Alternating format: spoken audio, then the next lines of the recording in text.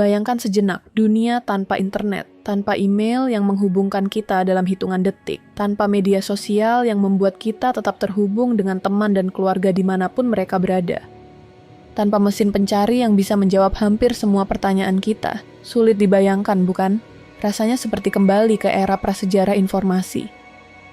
Tapi tahukah Anda, semua kemudahan ini berawal dari sebuah ide yang pada masanya terdengar sangat gila. Sebuah mimpi di era 1960-an. Saat itu, komputer adalah mesin besar yang terisolasi. Mereka bekerja sendiri-sendiri, tidak bisa saling bicara.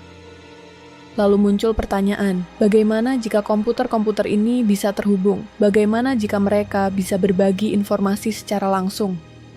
Ide ini bukan sekadar iseng.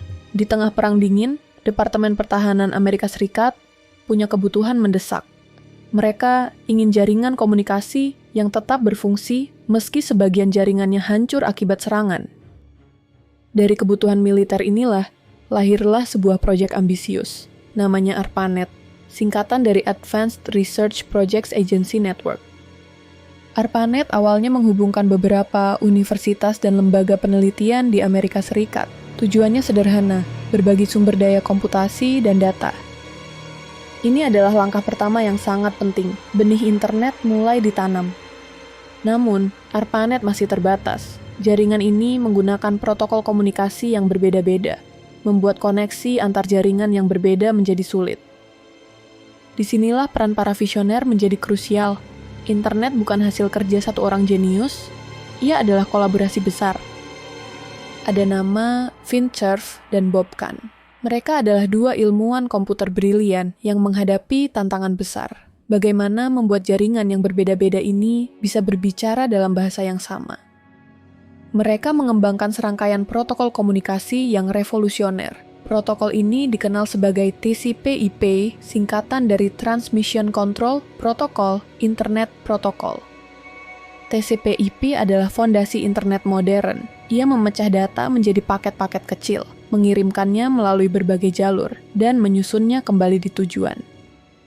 Ini seperti sistem pos global yang sangat efisien dan cerdas. TCP/IP memungkinkan jaringan apapun, dimanapun, untuk terhubung dan bertukar data dengan andal.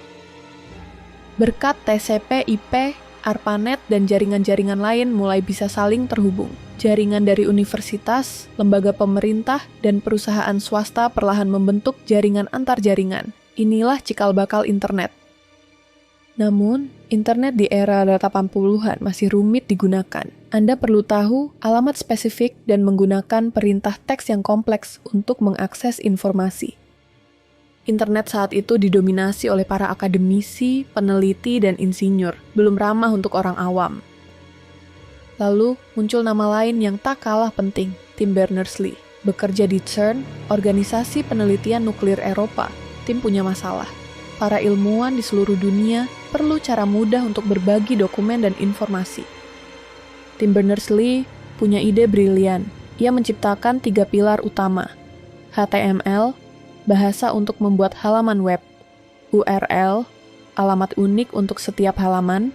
Dan HTTP, protokol untuk mentransfer halaman web. Bersama-sama, ketiga pilar ini membentuk World Wide Web. Web inilah yang membuat internet bisa diakses oleh siapa saja. Tim juga menciptakan browser web pertama dan server web pertama. Ia memberikan penemuannya ini secara gratis, tanpa mematenkannya, sebuah keputusan yang mengubah dunia. World Wide Web membuka pintu internet bagi miliaran orang. Tiba-tiba, informasi bisa diakses hanya dengan mengklik tautan. Dari sinilah internet mulai meledak. Pengguna rumahan mulai terhubung. Perusahaan melihat potensi besar. Era 90-an menjadi saksi pertumbuhan internet yang eksponensial. Muncul penyedia layanan internet, ISP, browser web yang lebih canggih, dan situs web pertama. Internet bukan lagi hanya alat untuk berbagi data penelitian. Ia menjadi platform untuk komunikasi, perdagangan, hiburan, dan banyak lagi.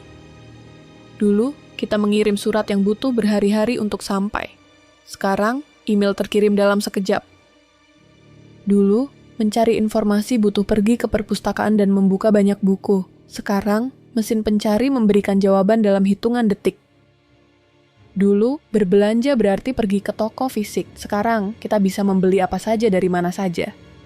Internet telah mengubah cara kita bekerja. Muncul pekerjaan-pekerjaan baru yang sebelumnya tak terbayangkan. Kolaborasi lintas benua menjadi mudah. Internet telah mengubah cara kita belajar. Pengetahuan dari universitas terbaik dunia kini bisa diakses dari rumah. Kursus online menjadi hal biasa. Internet telah mengubah cara kita bersosialisasi. Media sosial menghubungkan kita dengan teman lama dan baru, melintasi batas geografis. Bahkan cara kita mencari pasangan pun berubah. Aplikasi kencan online menjadi populer. Internet bukan hanya sekumpulan kabel dan komputer. Ia adalah jaringan manusia, ide, dan informasi yang saling terhubung. Ia adalah bukti bagaimana sebuah ide, sekecil apapun, jika dikembangkan dengan kolaborasi dan visi, bisa tumbuh menjadi sesuatu yang mengubah peradaban. Dari proyek militer rahasia hingga menjadi bagian tak terpisahkan dari kehidupan sehari-hari kita. Dari mimpi gila para ilmuwan hingga menjadi dunia kita. Kisah internet adalah kisah tentang inovasi, kolaborasi, dan kekuatan konektivitas. Ia mengingatkan kita bahwa ide-ide besar seringkali dimulai dari pertanyaan sederhana. Bagaimana jika? Dan jawaban atas pertanyaan itu, dalam kasus internet, telah menyatukan dunia dengan cara yang belum pernah terjadi sebelumnya. Sebuah warisan yang terus berkembang dan membentuk masa depan kita.